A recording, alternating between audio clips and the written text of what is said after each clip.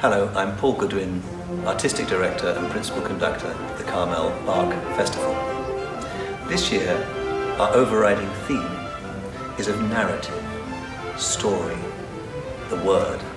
For instance, our main concert on Sunday is of the Matthew Passion of Johann Sebastian Bach. There cannot be a more moving story, of course, than that. We'll be playing on old instruments to give extra character to the music.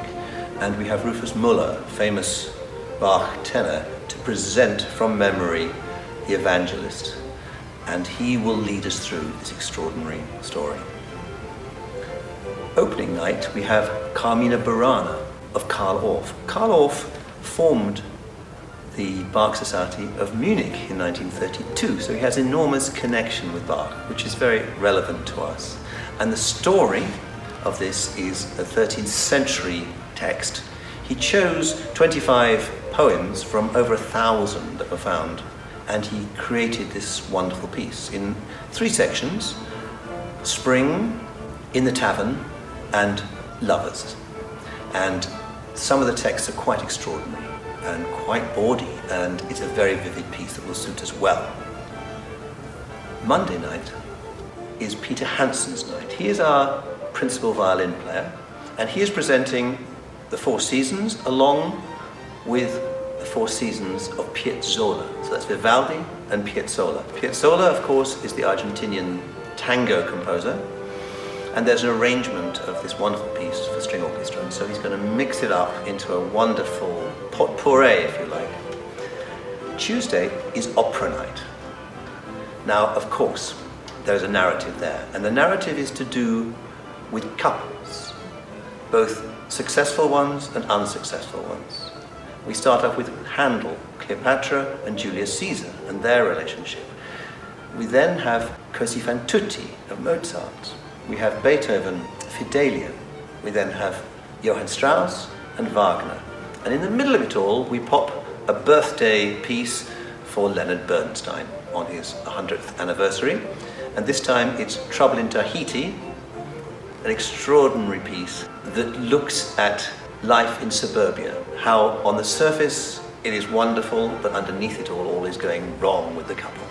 So that's the narrative of Tuesday. Wednesday's narrative is a much more serious one. We are presenting a concert in the Carmel Basilica.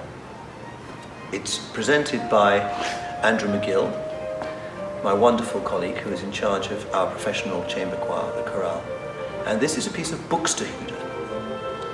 And this piece of Buxtehude looks at different parts of Christ's body: his feet, his legs, his sides, his heart, his head, his hands, and there's a poem on each one that is presented.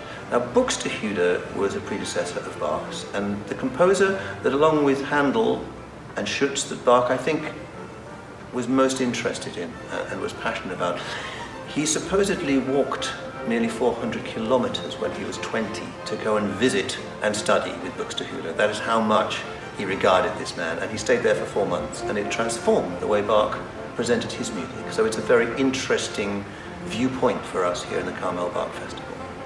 On the Thursday, we have a program called I Hear America Singing, which is directed by Andrew McGill, and it uses the chorale, this wonderful professional chamber choir that we have, in looking at American choral music from very early shaker tunes, Negro spirituals, Hollywood songs, hymns, including by Charles Ives, a real variety in a very interesting, purely American evening. I think that'll be very special.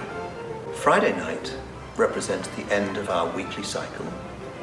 We're presenting a piece by Leonard Bernstein again to celebrate his 100th, and this time it's the concert suite from On the Town, great jazz suite. We're also doing Copeland, Appalachian Spring, which is this wonderful ballet, a story about a couple making their home in the Appalachians. And we end up with this extraordinary piece, if you like, of program music by Beethoven, the Eroica Symphony, that he wrote just after he was losing his hearing, and he admitted that, and he was in a state, and he changes the way he plays music. And the composition is very vivid and violent and dissonant in many ways. And as we know, the story, of course, is about the attribution to Napoleon, that he then tears out when he finds that Napoleon will no longer be a man for everyone, but is going to be emperor of France.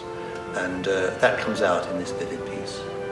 Now, apart from the main structure of our concerts in the Sunset Center that I'm speaking to you from here, we have a whole series of chamber concerts. We have open rehearsals where people can come and feel the flavor of what we're doing, and I can talk them through what I'm doing on stage.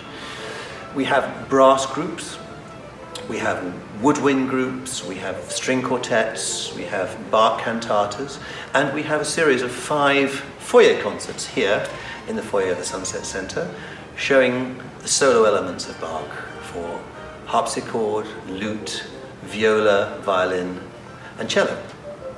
So I always say that in the Bach Festival, we now have enormous variety of music, and that whatever your taste in music, I can find a route for you through the festival.